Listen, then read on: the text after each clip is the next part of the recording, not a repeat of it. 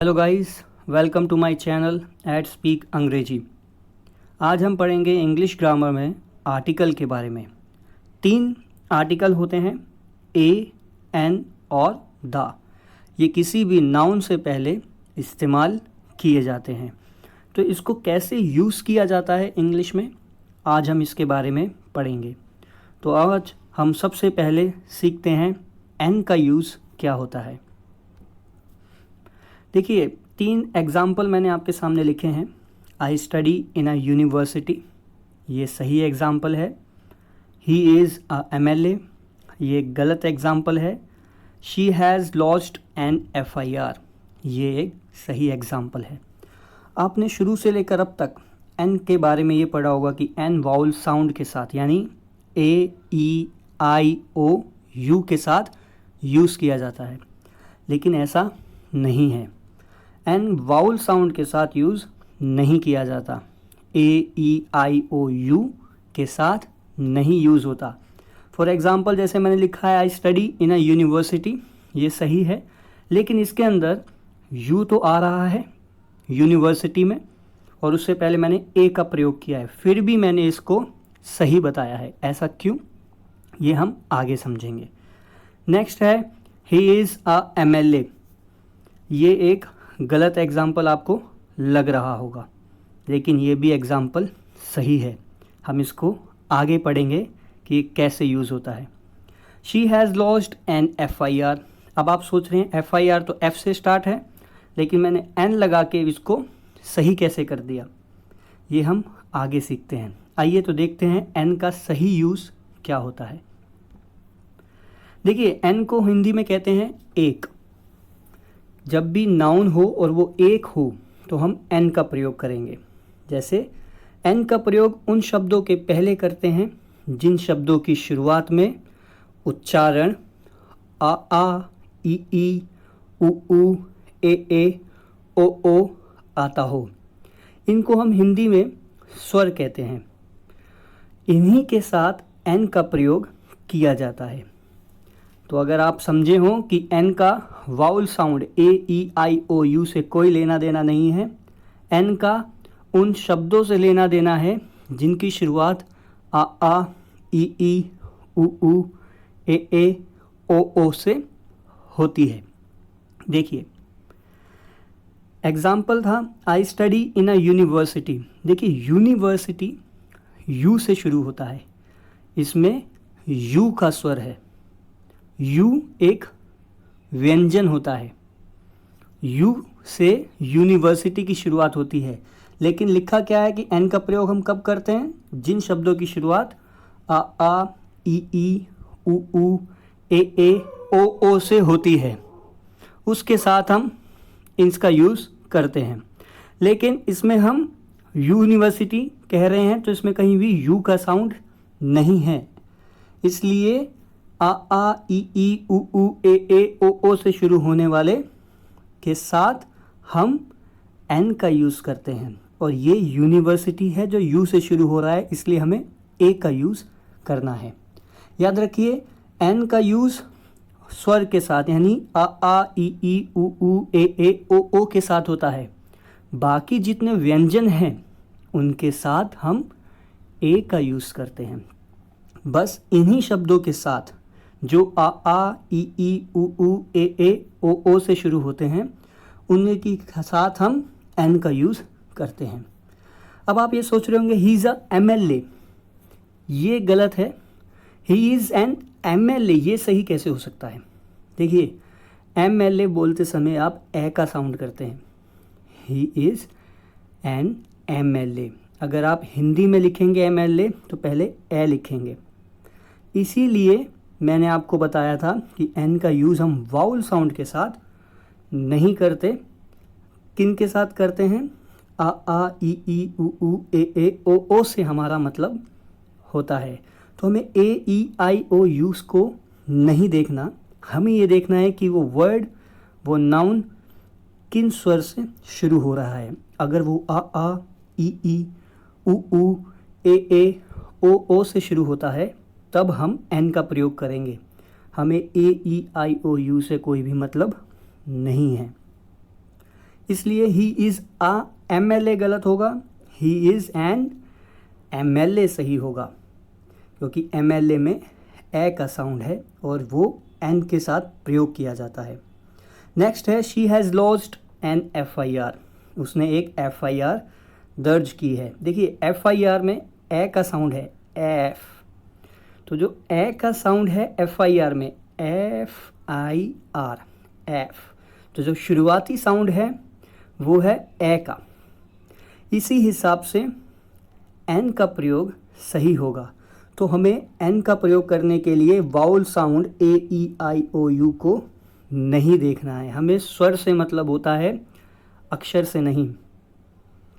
तो AEIOU नहीं, हमें क्या देखना है, आ ई ई उ ए ओ है या नहीं है। अगर है तो हम एन का प्रयोग करेंगे, चाहे वो किसी भी अल्फ़ाबेट से शुरू हो रहा हो, या फिर हम किसको देखते हैं, ए को, कि अगर ए एन है तो आ ई ई उ ए ओ लगाएंगे तो हम एन का प्रयोग करेंगे, और अगर ये स्वर नहीं है तो हम ए का प्रयोग करेंगे। आइए नेक्स्ट देखते हैं। एग्जाम्पल्स हैं कुछ एन के। वह एक होशियार लड़का है, ही is an intelligent boy.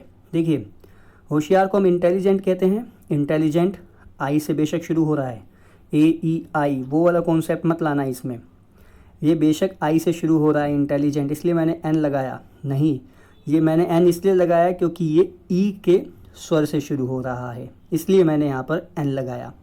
He is an intelligent boy.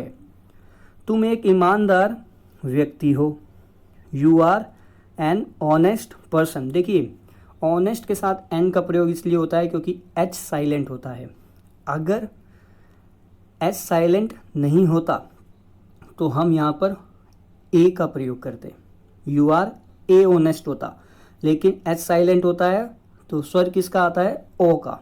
इसी हिसाब से हमको वाउल साउंड AEIOU से मतलब नहीं है, हमें वो शुरुआत कहाँ से हो रही है, उस शब्द की, उस नाउन की शुरुआत कहाँ से हो रही है, आ ई ई उ ए ओ, इनसे शुरुआत हो रही है, तब हम एन का प्रयोग करेंगे। हमें ये नहीं देखना कि उस लेटर को, कि वो ए से शुरू हो रहा है या ई से शुरू हो रहा है या आई से या ओ से या यू से, हमें देखना है कि वो स्वर कौन सा करता है।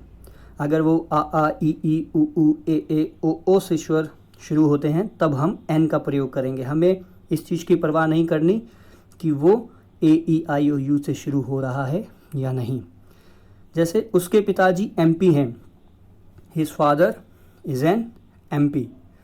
उसके पिताजी कौन हैं, MP हैं, तो his father is an MP, क्योंकि एम ए का साउंड करता है, इसलिए हमने his father is an MP।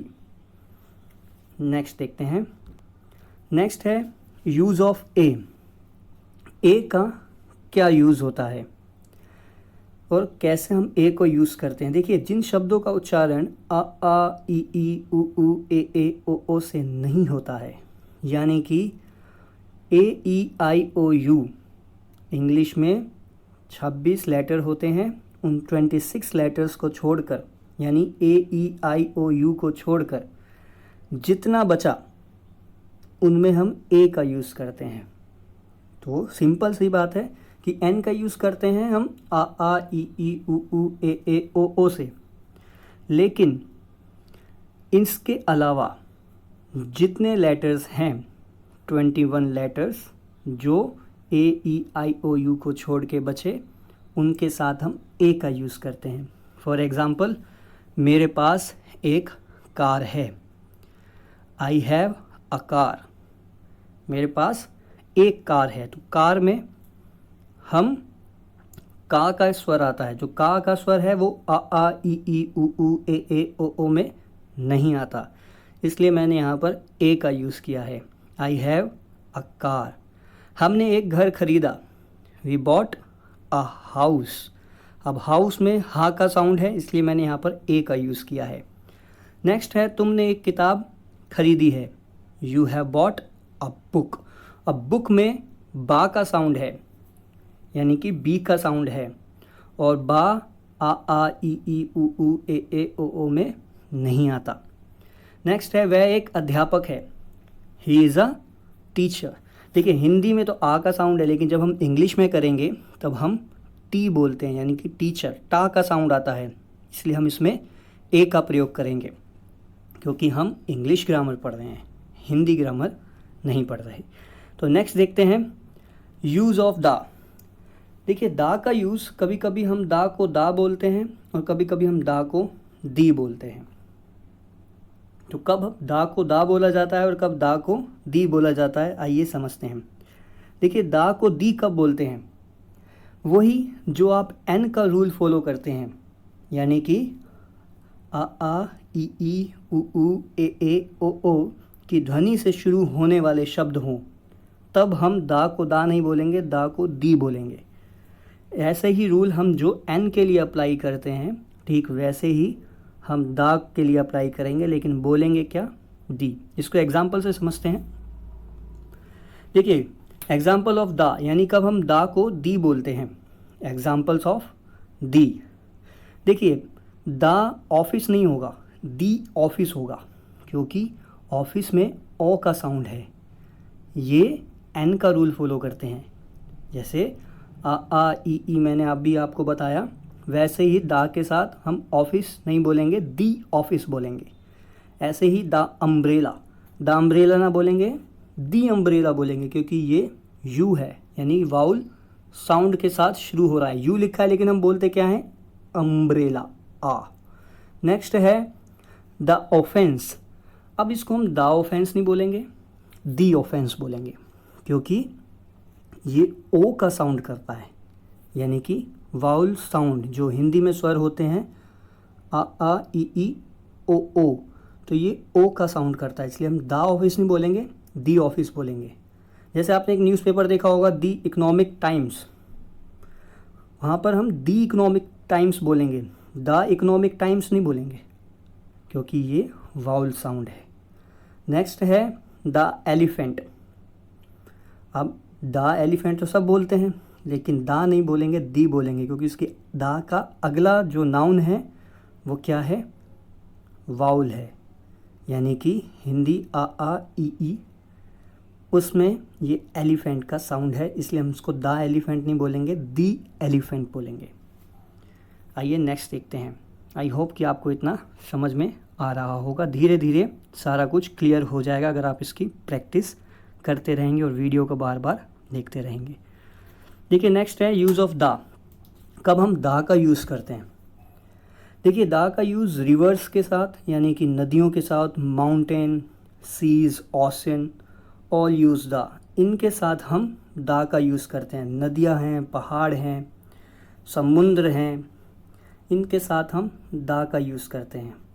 जैसे for example the Atlantic Ocean, प्रशांत महासागर, the Atlantic ocean.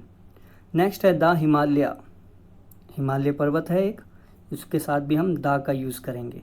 The Gangas, क्योंकि ये रिवर हैं, द गंगा एक रिवर है, द हिमालय एक माउंटेन है, the Atlantic Sagar, the Atlantic ocean एक सागर है, इसके साथ हम दा का यूज़ करते हैं। नेक्स्ट है something specific, historical things, famous, religious books. जैसे कोई चीज़ स्पेसिफिक है, स्पेसिफिक मतलब एक है, निश्चित है, जैसे द सन, द मून। अब अगर आप हिस्टोरिकल थिंग्स की बात करें तो हम द चर्च, फेमस चीज़ों की बात करें the Statue of Liberty, the India Gate आप कह सकते हैं, द ताज महल आप कह सकते हैं। रिलीजियस बुक्स की बात करें, कोई धार्मिक किताबें हों तो उसके साथ भी हम द का यूज़ करते हैं, जैसे the Gita, the Quran, the Bible, the Guru Granth Sahib, आप इसके साथ भी द का प्रयोग कर सकते हैं और करते ही हैं। तो ऐसे बहुत से चीज़ें होती हैं जिनके साथ आप द का यूज़ कर सकते हैं। आई होप कि आपको ये द का यूज़ समझ में आया होगा। नेक्स्ट देखिए ए एंड एन, इसको कहते हैं इंडेफिनेट आर्टिकल और द को कहते हैं डेफिनेट आर्टिकल। देखिए ए और एन को इंडेफिनिट आर्टिकल इसलिए कहते हैं क्योंकि इसमें बोलने वाला और सुनने वाला दोनों को नहीं पता होता कि किस चीज़ की बात हो रही है। जैसे अगर मैंने बोला कि I am talking about a boy, कि मैं एक लड़के की बात कर रहा हूँ, तब आपको पता नहीं होगा कौन सा लड़का, ना मैं जानता हूँ ना आप जानते होंगे। लेकिन जब आप दा का यूज़ करेंगे तो बोलेंगे definite article, I am talking about the boy. तो यहाँ पे दा लगने से स्पेसिफिक हो गया। स्पेसिफिक मतलब बोलने वाले को, स्पीकर को, और सुनने वाले को, लिसनर को, दोनों को पता होगा कि किस बॉय की बात हो रही है, इसलिए यहाँ पर दा का यूज़ करेंगे।